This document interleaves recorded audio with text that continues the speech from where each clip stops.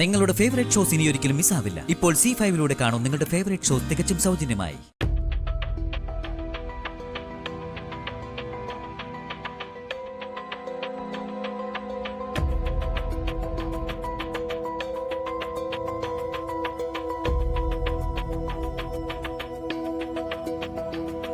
ഭാഗ്യം ഗാർഗിയില്ല.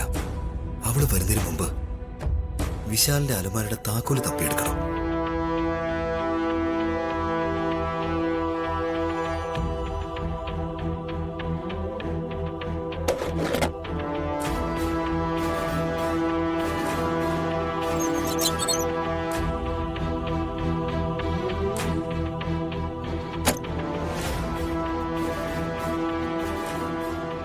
ഈശ്വര, കള്ളം കയറിയോ?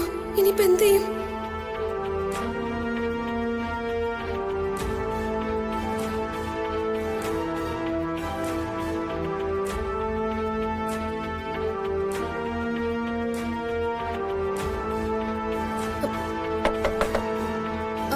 പാർവതി,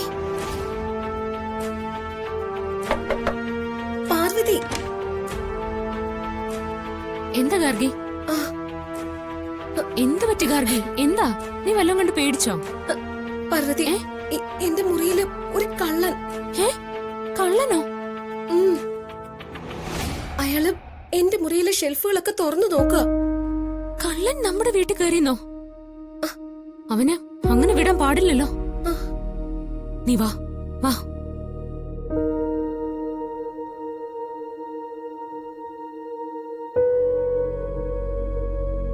പാർവതി, നീ വാ.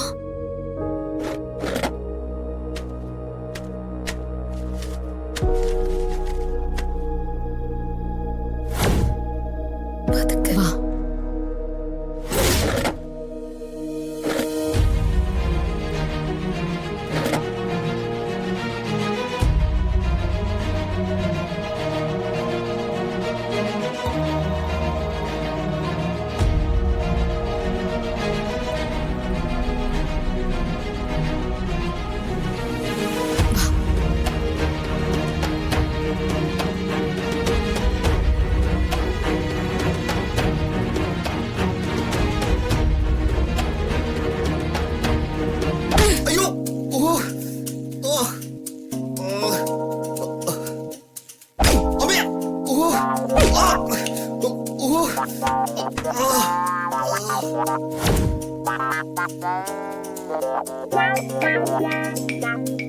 പാർവതി, ഗാർഗി വിനയായിരുന്നോ? വിനയ്, വിനയ്, സോറി. നിങ്ങളാണെന്ന് ഞാൻ അറിഞ്ഞില്ല. ഞാൻ കരുതിയത് ഏതോ കള്ളനാണെന്നാ. Sorry, really sorry. എന്നോട് ക്ഷമിക്കണം. വിനയ്ക്ക് ലൈറ്റ് ഇടാൻ പാടില്ലായിരുന്നോ? ഇരുട്ടത്ത് കള്ളന്മാരെ പോലെ എന്തിനെങ്ങനെ പമ്മി പമ്മി കേറിയത്? അതുകൊണ്ടല്ലേ ഇവക്ക് കള്ളനാണെന്ന് തോന്നിയത്? അല്ല, വിനയ് എന്തിനാ ഇവിടെ വന്ന്? എന്താ ഇവിടെ നിങ്ങൾ തെരഞ്ഞേ? അല്ല, ഞാൻ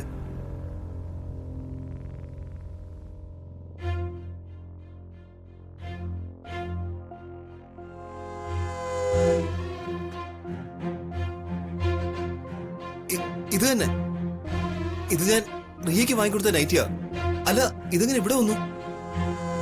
ഇത് അന്വേഷിച്ചാണ് ഞാൻ ഇവിടെ വന്നത്. അത് ഞാൻ മുകളിൽ ഉണങ്ങാനിട്ട് എന്റെ തുണികൾ എടുത്തപ്പോ അറിയാതെ അതും കൂടി എടുത്തോണ്ട് വന്നതായിരിക്കും. ശരി ശരി, ഇതിനു വേണ്ടി ഞാൻ കുറെ തെരഞ്ഞു.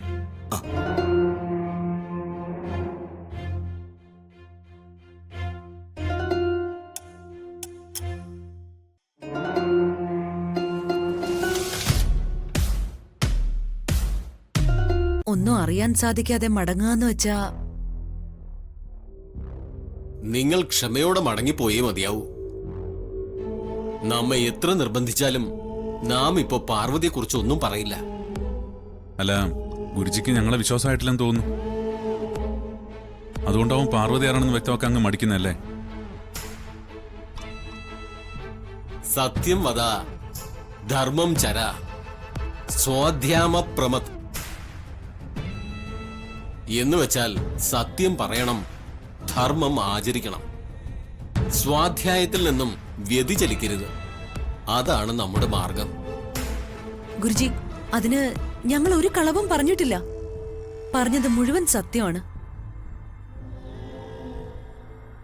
ദയവ് ചെയ്ത് ഞങ്ങളെ അവിശ്വസിച്ച് പാർവതിയെക്കുറിച്ച് അങ്ങ് ഞങ്ങളോട് പറയാതിരിക്കരുത്. പ്രതാപ, അതെടുത്ത് അവിടേക്ക് വെക്കൂ. എടുത്തു വെക്കൂ. എന്താണിത്? ദക്ഷിണയാണ്. ഒരു 5 ലക്ഷം രൂപയുണ്ട്. സർവസംഘ പരിത്യാഗിയായ നമുക്ക് എന്തിനാണ് പണം? നമുക്കിത് ആവശ്യമില്ല. പണം നൽകി നമ്മെ സ്വാധീനിക്കാനാണോ നിങ്ങളുടെ ശ്രമം? അയ്യോ ഗുരുജി, അങ്ങ് ഞങ്ങളെ തെറ്റിദ്ധരിച്ചിരിക്കുക.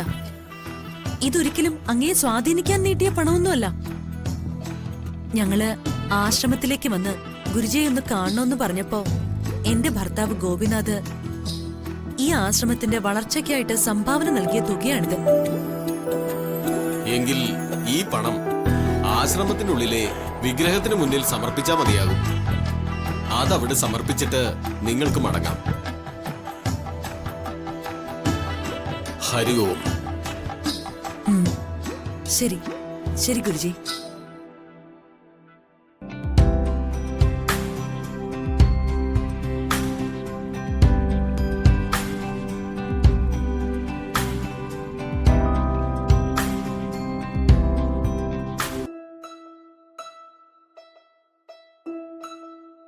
പാർവതി,